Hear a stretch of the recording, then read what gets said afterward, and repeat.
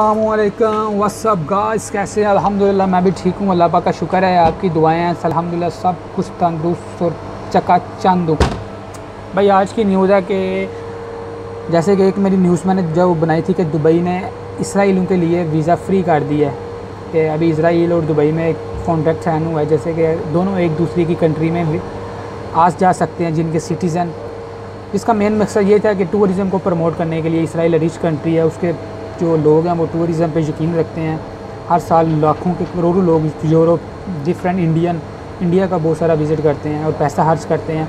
यही चीज़ को ऊपर लेके जाने के लिए, दुबई प्रमोट करने के लिए टूरिज़म, दुबई ने और इसराइल ने ये साइन किया था कि भाई अभी हम दोनों में कि वीज़ा फ्री एक दूसरे के सिटीज़न के लिए वीज़ा फ्री कर दिया।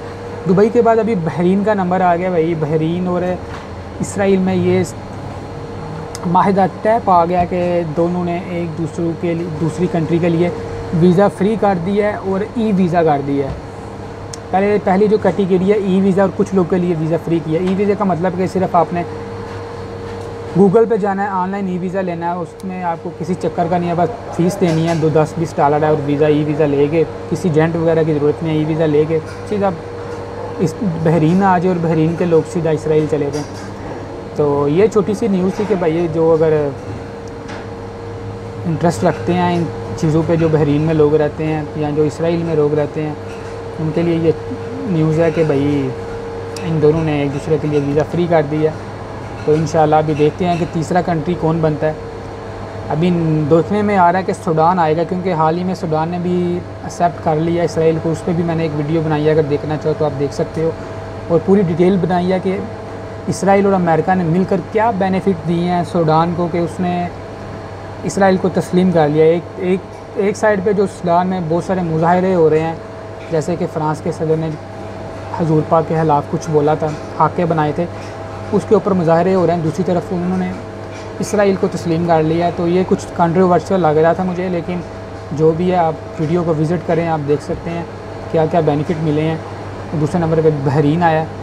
बहरीन और दुबई की बात की जाए तो सेम इनकी कंडीशन है। बहरीन, दुबई, सऊदीया, ये 3-4 कंट्री है जो कि टूरिज़म को प्रमोट करती हैं, जो कि अपनी मुल्क में एक सेकुलर चाहती हैं। सेकुलर का मतलब कि हर बंदा आज़ाद हो, किसी को किसी चीज़ का रोक टोक ना हो, जो कि एक अच्छी बात है। किसी भी कंट्री में अगर आप जाते हो, पाकिस्तान में अगर आप पाकिस्तान से यूएस से अच्छी जो डेवलप कंट्री हैं जाते हो, तो आपको अच्छा फ़ील होता है कि देखो यार हमें भी वही राइट्स दिए जा रहे हैं जो इनके लोकल बंदे हैं। दुबई में भी अल्हम्दुलिल्लाह दुबई का भी जो कानून है वो सेम इक्वल आपको राइट देता है, जो लोकल हैं, जो बाहर गए हैं, सेम।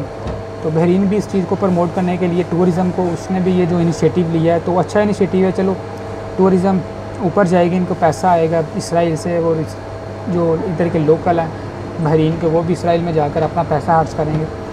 तो बताइएगा दोस्तों कमेंट में कि आपको ये जो डील साइन हुई है इसके बारे में आप क्या कहते हो। तो मेरी नज़र में तो ये अच्छी है। कोई भी दो कंट्री हैं, उनके साथ उनके अंदर जो पीस का मैनेजमेंट, पीस का जो एग्रीमेंट होता है वो सबसे बेस्ट है। हम तो ये चाहते हैं कि इंडिया और पाकिस्तान के साथ जो एक एग्रीमेंट हो, ऐसा ही एग्रीमेंट हो जिसमें एक ई वीज़ा हो, वीज़ा फ्री हो, एक दूसरे की कंट्री में जाएँ, चीज़ें एक्सप्लोर करें। बहुत सारे इंडियन ऐसे हैं लाइक आज जैसे कि सिख्स हैं, सिखों के बहुत सारे पाकिस्तान में मज़ार हैं, और जो पाकिस्तानी बंदे हैं उनमें उनके भी इंडिया में जो, शायद मैं गलत नहीं बोलूँ तो एक मज़ार है, अभी मैं नाम नहीं लेता क्योंकि मुझे कंफर्म पता नहीं है, लेकिन हर साल बहुत सारे पाकिस्तानी इंडिया में जाते हैं कि किसी को वीज़ा नहीं मिलता, किसी को मिलता है विज़िट करने के लिए। वो एक औलिया किराम का एक दरबार है। तो मेरी नज़र में हर एक जो भी दो कंट्री जो दुश्मनी में आई हुई हैं या कुछ इस तरह का चक्कर उनमें पड़ा हुआ है, तो प्लीज़ मेरी सबसे ये रिक्वेस्ट है कि आप दोनों कंट्री को, कोई भी ऐसी हैं इस तरह का, आप पीस एग्रीमेंट करें जिसके ऊपर पब्लिक को भी आप फैसिलिटीज़ दे सकते हैं कि वो एक दूसरी कंट्री में आएँ या टूरिज़म को प्रमोट करें और सकाफ़ती चीज़ें हैं उनको विज़िट करें। तो मेरी तरफ से तो ये इन दोनों कंट्री के लिए बेस्ट ऑफ लक।